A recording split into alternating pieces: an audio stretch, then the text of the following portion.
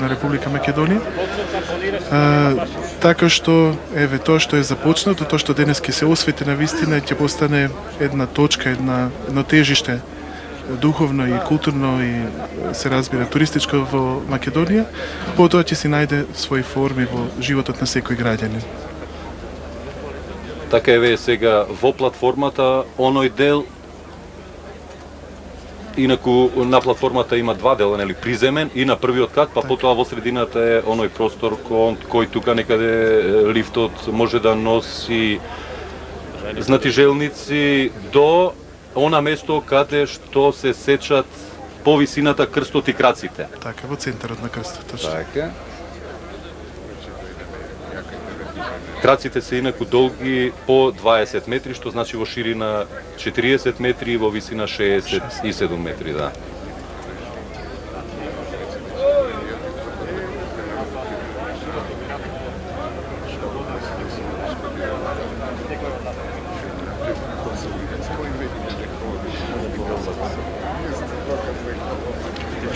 Да споменеме уште дека сега во дел од платформата ќе биде вметната и повелба, така, да, која ќе символизира и која ќе биде документ за овој момент значаен кој се случува, нели, во текот на... Да, како и секогаш кога се гради со светува нешто и во самите темели на домовите и на храмовите, во исто така во Светата трпеза кога се осветуваат храмовите, еве тука во самиот темел на крстот ќе биде ставена повелба која што ќе сведочи за тоа кој се е вклучен во изградбата, во кое време се случила изградбата, значи еден печат на времето, еден историски знак за идните генерации кои што ќе доаѓа тука, ќе го посетуваат крстот и ќе знаат кога и од кого навистина е граден. Во кој период? Да. Сигурно.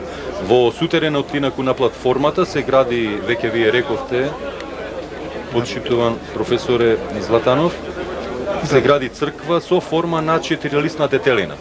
Да. Тоа е всушност повторен еден вид на крст, познат како грчки крст со еднакви краци. Тој повеќе и наликува на крст. Да, таа е во темелот на византијска традиција, да.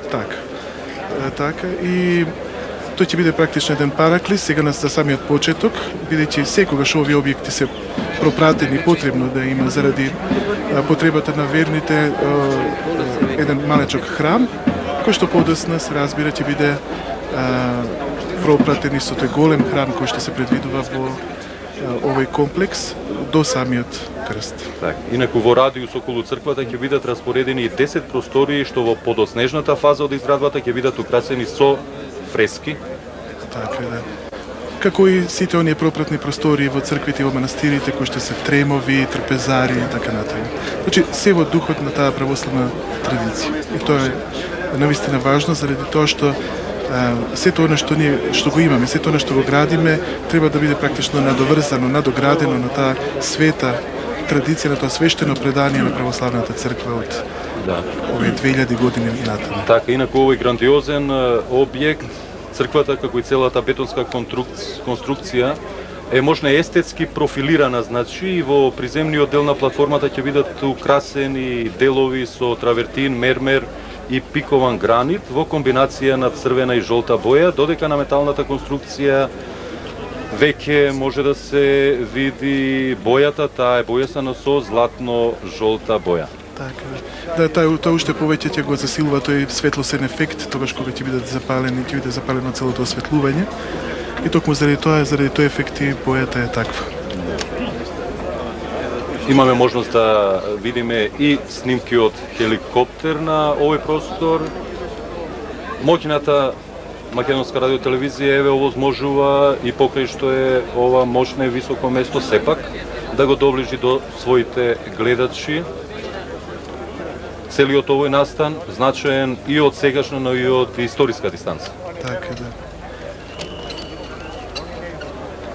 Досега најголема зграда во Македонија беше зградата на Македонската радиотелевизија, еве сега овој крст е нешто повисоко таа зграда. Така, и тоа е добро. И најголемо здание, да. Да, и тоа е навистина добро, да највисокото нешто што ги имаме да биде сепак символ плод, символ и плод на верата православна на овој народ. би можеле да додека не започне самиот околу значението, пренос, символиката на честниот крст. Так. Повелете. Па историјата на символиката на крстот датира практично од самиот почеток на човечката историја, од времето кога нашите праотци Адам и Ева живеа во Едемската градина. Праобраз на честниот крст Господов е всушност дрвото на животот, пред кој стои моќниот архистратик со огнениот меч. Исто така, според преданието на светите отци, во врска со символиката на крстното дрво е и дрвото на познанието на доброто и злото, од кој што вкусија нашите праотци. Значи, преку дрвото дојде смртта во овој свет и гревот, преку дрвото повторно овој свет се искупува, и човештвото се искупува од првородниот грев и затоа всушност и символиката на крстот е толку значаен и се проткајувачки елемент на целата историја на човештвото и на целата вера на човештвото.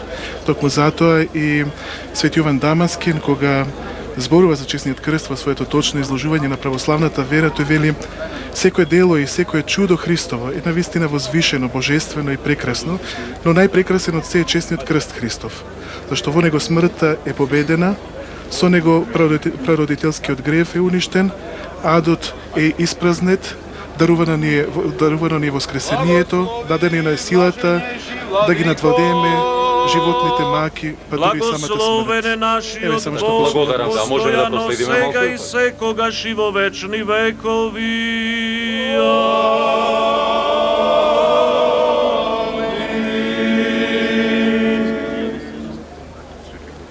Бог Господ ни се јави, благословен кој иде во името Господово. Господи, јави сјана, благословен градиво имја Господне.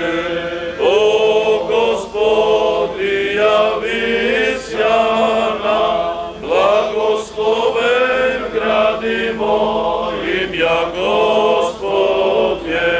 О, Господи, јави сјана, благословен градиво имја Господне.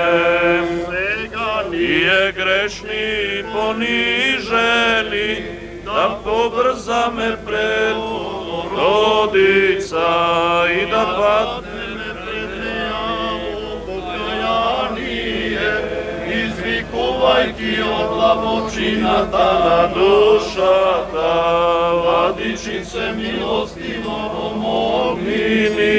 Побрзо загинуваме од бројните прегрешенија, не обраќај ги твоите раби празни, зашто тебе те имаме единствена надежда.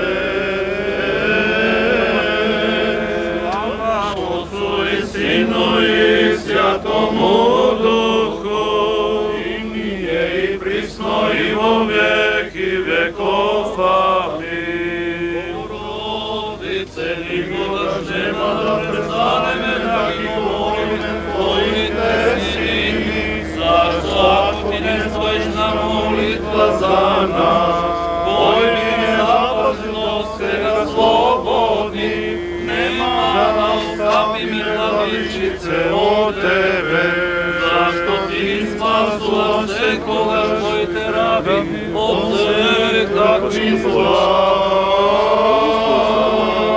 Отвори ја вратата на милосрдието, благословена Богородице, да не попаднеме ние што се надеваме на тебе, но да се избавиме пред тебе од беди, зашто ти си спасение народот христијански. Да се помолиме на Господа. Господи,